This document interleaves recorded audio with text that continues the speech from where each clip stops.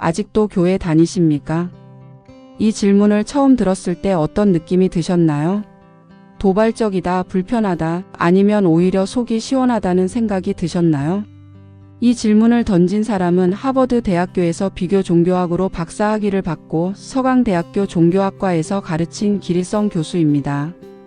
평생을 종교를 공부하고 가르쳐 온 사람이, 그것도 스스로 기독교 신자이면서 이런 제목의 책을 썼다는 것 자체가 이미 많은 것을 말해줍니다. 오늘은 이 책이 우리에게 진짜 묻고 있는 것이 무엇인지 천천히 따라가 보겠습니다. 기리성 교수가 이 책에서 가장 먼저 꺼내드는 개념은 탈종교 시대입니다. 과거에는 종교가 인간의 삶 전체를 아우르는 중심이었습니다. 세계관도 도덕도 공동체도 모두 종교를 축으로 돌아갔습니다. 그러나 현대는 다릅니다.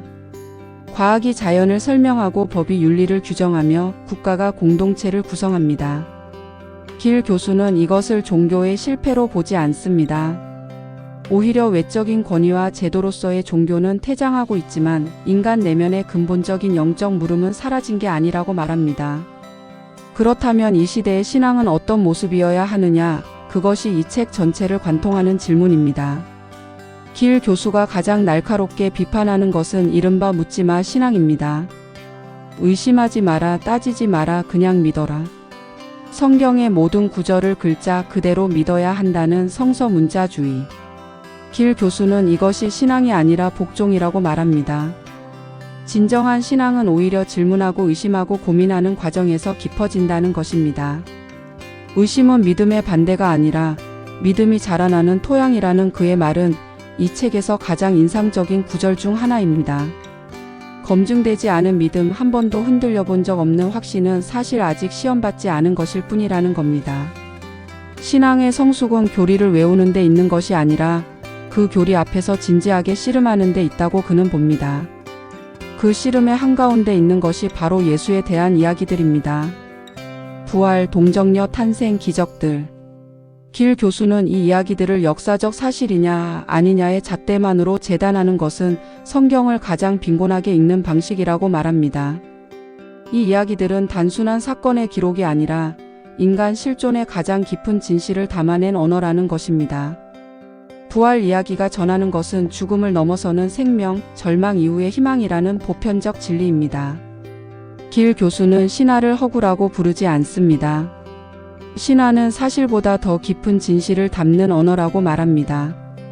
이 연장선에서 길 교수는 하나님에 대한 이해도 근본적으로 다시 물어야 한다고 말합니다. 하늘 위 어딘가에 존재하면서 기도를 들어주고 역사에 개입하는 초자연적 존재로서의 하나님, 이런 이미지는 현대인들이 종교를 떠나는 큰 이유 중 하나입니다. 그는 하나님을 존재자가 아니라 존재 자체로, 인간 바깥에 있는 객체가 아니라 인간 존재의 가장 깊은 곳에서 솟아오르는 근원으로 이해하는 방향을 제시합니다. 사랑할 때, 타인의 고통 앞에 마음이 움직일 때, 아름다움 앞에 숙연해질 때 바로 그 자리에서 하나님을 만난다는 것입니다. 배타주의에 대한 비판도 이 책의 중심 주제입니다. 예수를 믿지 않으면 구원받을 수 없다는 생각, 기독교만이 유일한 진리라는 확신. 길 교수는 이것이 하나님을 기독교의 전유물로 가두는 것이라고 말합니다. 비교 종교학자로서 그는 불교, 이슬람, 힌두교 등 다양한 전통 속에서 인류가 공통으로 추구해온 영적 진리의 결들을 발견합니다. 물론 길 교수는 모든 종교가 같다고 말하지 않습니다. 각 전통은 저마다의 언어와 방식으로 그 진리를 담아내고 그 차이는 존중받아야 합니다. 하지만 그 차이가 배타적 우월감의 근거가 되어서는 안 된다고 그는 말합니다. 그렇다면 교회는 어떻게 되어야 하느냐는 질문이 따라옵니다. 길 교수는 교회 자체를 부정하지 않습니다. 그가 문제 삼는 것은 교회가 수단이 아닌 목적이 되어버린 현상입니다. 예수가 살고 가르친 것들, 가난한 자들에 대한 사랑, 위선에 대한 저항, 내면의 변혁, 이것들이 신앙의 핵심이지 교리를 암송하고 주일 예배에 나오는 것이 신앙의 전부가 아니라는 것입니다.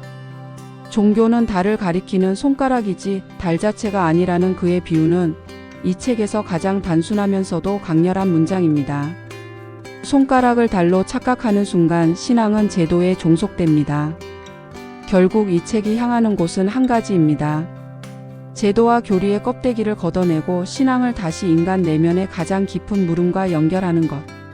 나는 누구인가, 어떻게 살아야 하는가? 이 질문들 앞에 진지하게 서는 것 자체가 이미 신앙의 시작이라는 것입니다.